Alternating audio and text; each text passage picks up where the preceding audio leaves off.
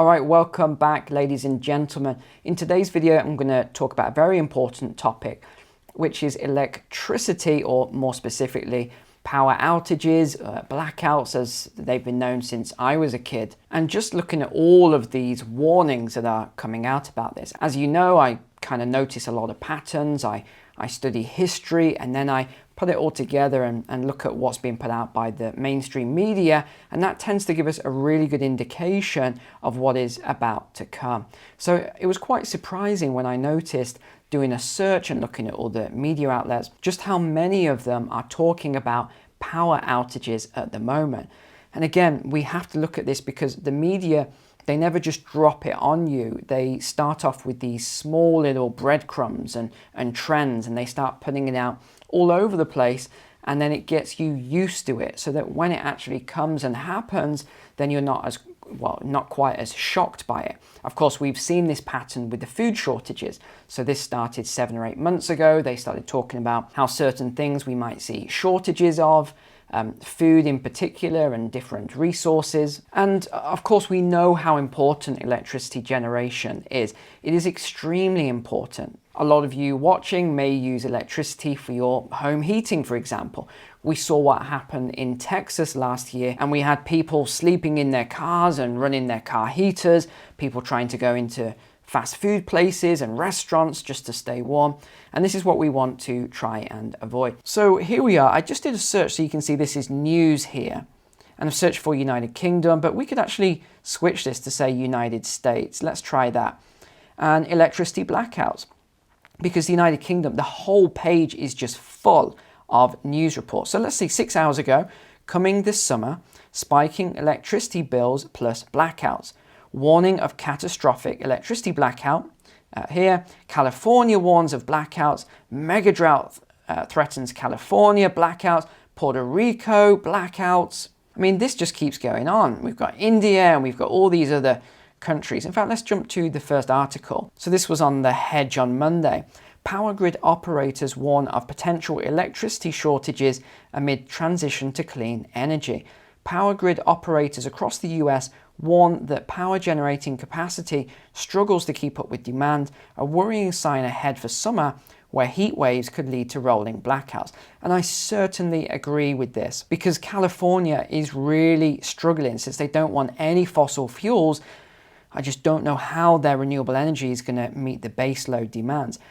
Let's continue though. The Mid-Continent Independent System Operator, or MISO, operating in 15 states across the US Central region, said last month that capacity shortages this summer due to soaring summer demand might result in outages. Again, I would be paying attention to an organization when they put out a warning like this. Last Friday, California Independent System Operator, or California ISO, outlined energy shortages this summer because of heat and wildfires. Again, definitely possible, especially as California just doesn't maintain their forests, so they have these crazy wildfires. WSJ explains grid instability and increased risk of power shortages this summer comes as fossil fuel power plants are being retired more quickly than they can be replaced by renewable energy and battery storage. Again, I completely agree. Power grids are racing to retire conventional power plants fueled by natural gas, coal, and diesel to green forms of energy, such as solar power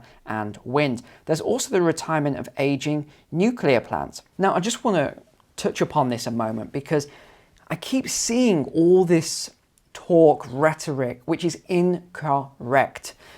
Nuclear energy is not a high-producing CO2 emission energy. This is a lie. I don't know why they keep putting this out and saying that, oh no, we don't want nuclear, there's too much CO2 emissions and all this other stuff. The main disadvantage, because I'm not going to sort of glaze over it here, the main disadvantage of nuclear is the disposal of the rods afterwards. However, you can recycle the rods. People don't understand this. You can recycle it, you can bring it into lower forms, you can use it as medical grade, etc. But let's not beat around the bush here.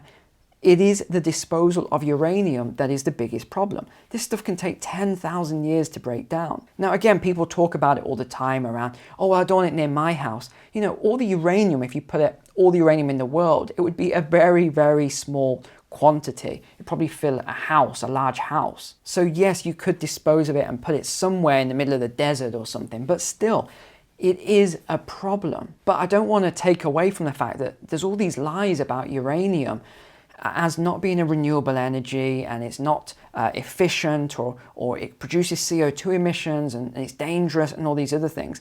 It used to be dangerous back in the day. It's very, very safe now compared to what it used to be. Now look, I'm not here to convince you of uranium. I know a lot of you don't like it, but the point is that don't buy into and don't believe all these lies that it's bad for carbon emissions, because it's not. Things are not working as planned in the green economy, as power grids are becoming unstable by the retirement of fossil fuel power plants with unstable renewables. The transition isn't as smooth as was suggested, and millions of Americans could be subjected to blackouts this summer as cooling demand soars, so home cooling they're talking about, during heat waves, as grids won't have enough power to meet demand. Now, just another point on this and why, let's just talk through it a moment. You're seeing all of this talk about renewable energy and how we should go 100% renewable energy, etc.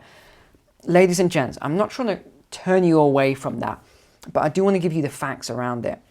It is physically impossible to be 100% renewable and to get 100% of your energy from renewables. It is impossible, and here's why. You must have idling in the background, either coal plant, natural gas, or nuclear or something, you know, whatever you're going to use. There is a way around this that I thought of one day when I was reading some comments and the like when I talked about this the last time. And that is, you could do something like people do at home, where they have their solar panels and they have their battery storage. That is an option, but we simply don't have the capacity right now for that level of battery storage. I mean, this would be a huge infrastructure task. And where are you going to get the materials from? China? Russia? I don't think so. They are not going to be exporting this kind of stuff in the volumes that you need to actually create all of this battery storage, because wind isn't blowing all the time, the sun isn't shining at night, and it's not like back in the day where we had water wheels and things like that were always going because you always had rivers flowing and the like. So yes, you could use some hydro, that's an option, but hydro just doesn't seem to be that popular. Who knows why? Last Friday, a sobering reality from the California Energy Commission, Public Utilities Commission, California ISO, and Governor Gavin Newsom, my least favorite governor, was that the state would have power supply gaps that could leave millions of people without power during peak hours. This imbalance in the grid is due to the lack of power generation. Again, we're talking about those plants that we talked about, and could last several years. I think it's pretty clear that we're just not going to have what we need in order to meet power demand. And then we can go through all of these, but it's the same thing. California warns of possible summer blackouts as power runs low. They are well below what they need. Millions of Californians could experience blackouts this summer due to energy shortage. This is from the governor's office. Warnings of catastrophic electricity blackout in event of major storm or cyber attack. This is in Ireland. This is not even the US. Ireland's power grid could cause a catastrophic electricity blackout. They're talking about cyber attacks here.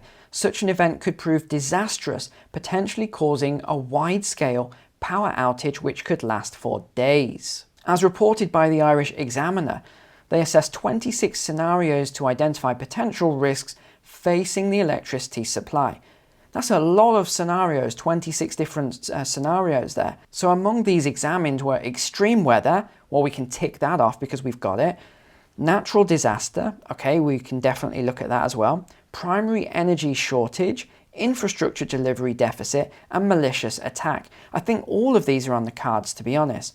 The report warned a storm, cold spell, or heat wave could have a critical impact on the grid, with global warming making such events more common. Yeah, or the grand solar minimum, but hey, we're not supposed to talk about that on here. Over to India then. An extreme heat wave is triggering blackouts across India, and it's buying Russian natural gas to alleviate its energy crisis.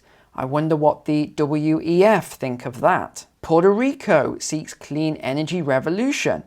What's it getting instead? Blackouts. Over to South Africa.